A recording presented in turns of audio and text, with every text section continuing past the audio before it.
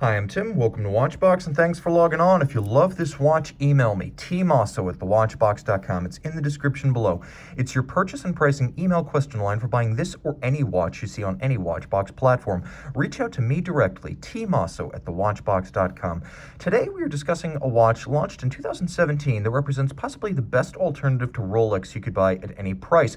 41 millimeters in stainless steel. This is the do-it-all Omega Seamaster Aqua Terra Automatic. 41 millimeters by 13.4 millimeters thick by 47.9 millimeters lug-to-lug. It has a 20 millimeter spacing between the lugs. And the timepiece is handsome, it's versatile, it's technologically advanced, and it offers immense value. The quality is self-evident. When you hold it in the hand and put it on the wrist, it feels as solid as anything from its grand rival in Geneva. And on my 16 centimeter circumference wrist, it fits well. You can see it is low enough to fit underneath the cuff, so it could be your dress watch. You can see that it's short enough across the wrist that I can recommend it for a wrist as small as 13.5 centimeters circumference. And from over the top, you can see it comes nowhere near the edge of my wrist. Down the barrel, plenty of clearance on each side. Now, taking a look at the bracelet, it's a 3-link design that manages to be secure and upscale. Sporty, but elegant. It's broad more than long, and the individual links in that regard look distinct from those on the Rolex Oyster. The center links here are much wider. You can also see it's polished on its outer faces, satin finished on its flanks, polished down its center, and removable links are fixed with screws. You can see there are half links built in outboard of the clasp, so you can finely size this one. Double deployant action with twin trigger release, so it cannot pop open accidentally. That's how I like to see bracelets built. Taking a look at the case profile, Omega was smart. Pivoted end links, so the lug-to-lug dimension here of just under 48 millimeters, that's the true distance across the wrist. There are no end horns or virtual stiffness built into the bracelet to fight your wrist. It pulls straight down easily.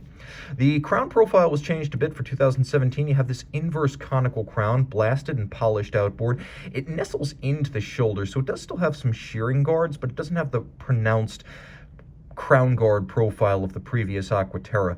The bezel is conical and polished, and everything is water resistant down to 150 meters. We have a dial with a new version of the Teak deck. It's no longer vertical, it's now horizontal, and as you can see, some of the widths of the individual planks of Teak, so to speak, are of different widths, which better simulates the look of a deck than the symmetrical vertical striations of the previous version. Date moves from 3 o'clock down to 6 o'clock, and of course we have applique indices. They are stainless steel, polished, and rhodium plated, so they stand out. It's a high-grade dial. You have the applique Omega logo and marquee and broad hour minute hand, a little nod to Omega's own timekeeping history. Screw the crown out. You have 2 subsidiary setting modes. One is hacking or stop seconds. Now the seconds hand stops and you can set the watch to a reference time. There's also an intermediate position that allows you to move that hour hand even as the watch keeps ticking, keeps telling time, and you can make changes as you travel east or west. You can even jump across the international date line. 28, 29, doesn't matter. The watch has a bidirectional date system when you're using that time zone functionality. Caliber 8900, much like the previous 8500, technically identical with the exception of a higher anti-magnetism and a new chronometer certification. Let's start with the basics.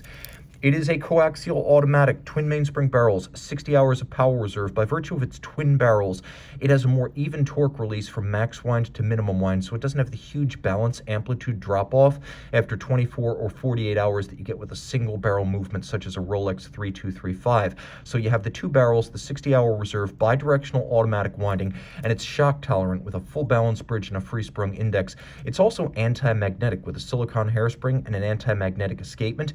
It is rated to over 15,000 Gauss, which is extraordinary. This is practically an amagnetic watch.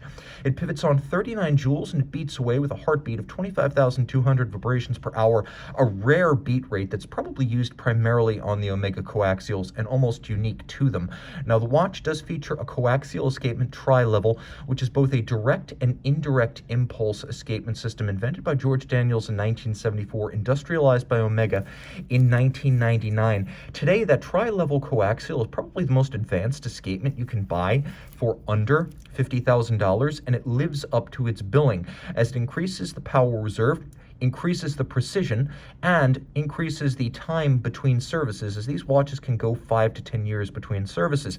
I'll also mention that it is a master chronometer. That means that the watch has been through the METAS chronometer standard of testing, which is everything the COSC is, but it tests in 6 positions instead of 5, and it tests the cased up watch, the final product, rather than a bare movement. It includes winding efficiency, power reserve, shock resistance, anti-magnetism, chronometry, yes, and water resistance, all in a full test of the watch. The test was devised between Omega and the Swiss Federal Institute of Metrology, so you are getting a master chronometer. That is a royal flush. In terms of its competition with the Giant of Geneva, all I can say is this offers just as much value for a lot less money. Reach out to Tim Mosso at thewatchbox.com for purchase and pricing details. And we're back with the Omega Seamaster Aqua Terra by night. All 3 hands loomed.